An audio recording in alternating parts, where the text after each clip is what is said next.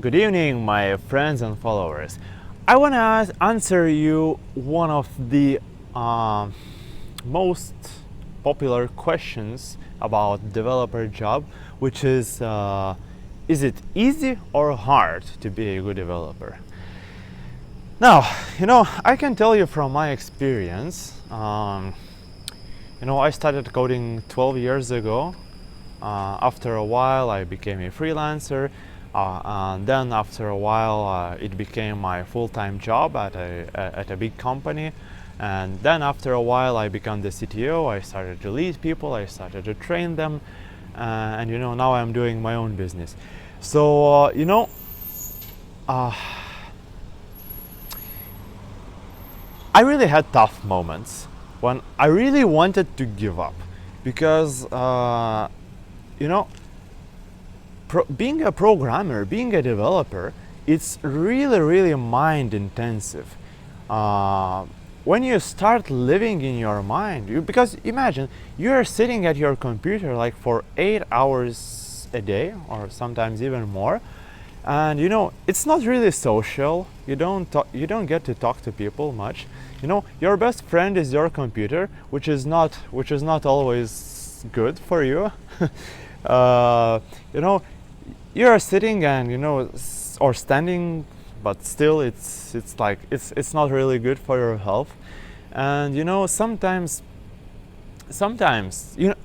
besides that, when we talk about the actual job, your actual job is to solve problems.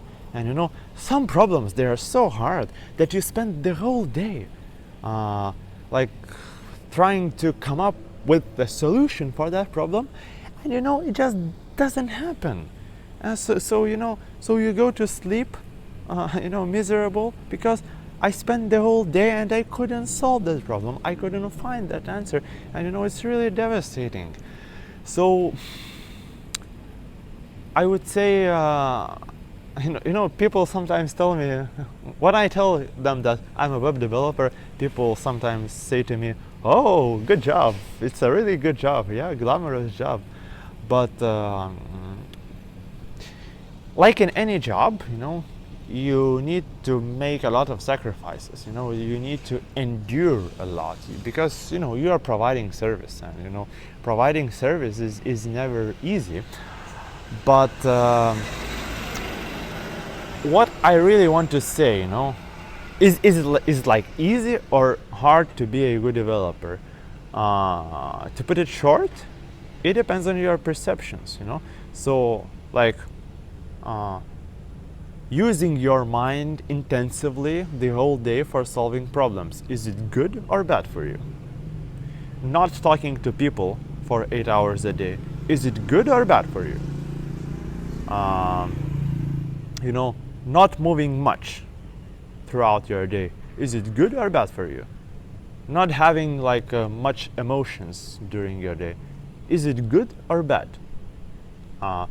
Learning all the time, because obviously you can never learn everything in development because there are so many things, so you're learning all the time, every day. Is it good or bad for you? Is it easy or hard? So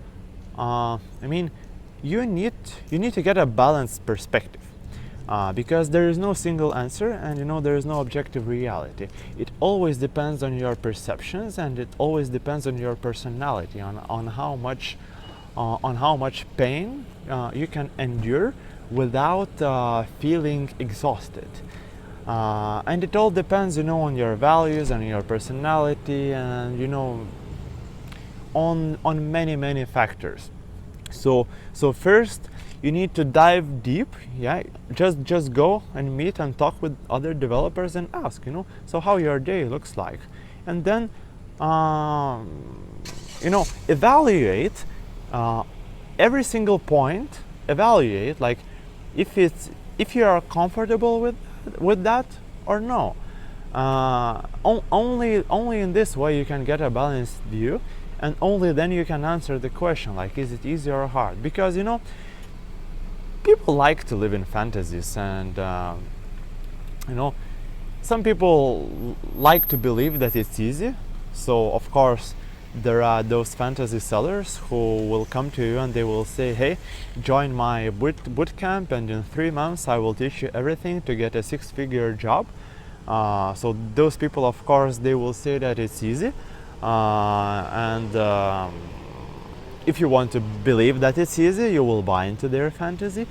Now, if you want to believe that it's hard, so you will listen to other developers, like me, who will tell you that, there is much pain to endure, because obviously, yeah, I mean, I'm a human as well, so,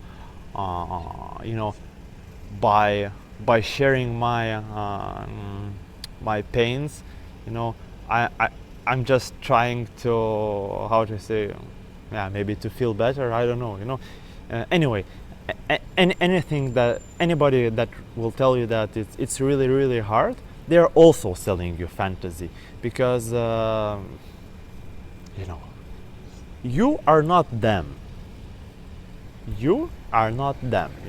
You are unique. You every situation for you will be unique. You will not be following anyone. You will be you will be making your own steps. And for me there is no real answer though, like, is it easy or hard? Because remember, we are living in a dualistic world. Our universe is dualistic. It always has two sides. It has good side and bad side. It has bright side, it has dark side. That's how we see things. But well, let's take an example. I live in Thailand, so in Thailand, not so many people know these driving rules. So from one point of view, it's insane that the government is giving driving licenses so easily, that you don't really need to prove that you know something about driving. So it can seem like bad, but on the other hand, people are driving really carefully, because imagine there is a junction with no traffic light, and usually all the drivers just stop, and then they're trying to figure out like who is going next. They're trying to figure it out like with sign language, or just by feeling in heart. You know why? Because they know that nobody knows for sure.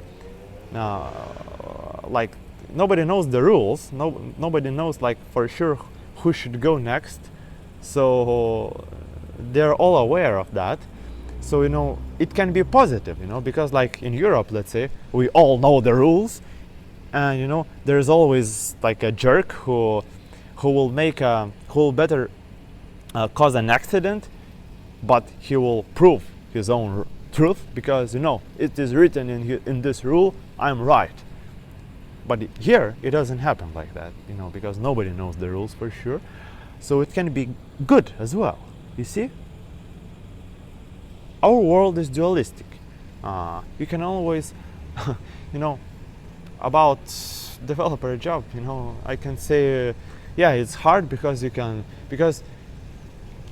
you are using your mind. You are draining your mind, and you are like you're always solving problems, and you're always sitting or standing at your computer. It's not really social. But on the other hand, well, if you look at people who work like physical jobs, like moving furniture, let's say, or I don't know, weightlifters, for example. I think that's like the hardest physical job, in the true sense of the words. Like, it's really hard, like, to lift 200 kilograms. But yeah, so you can, from this point of view, it's like really easy, because all you need to do is just sit at your computer and type something. That's amazing. That's really easy. So there is no answer for sure. There can be no answer for sure, because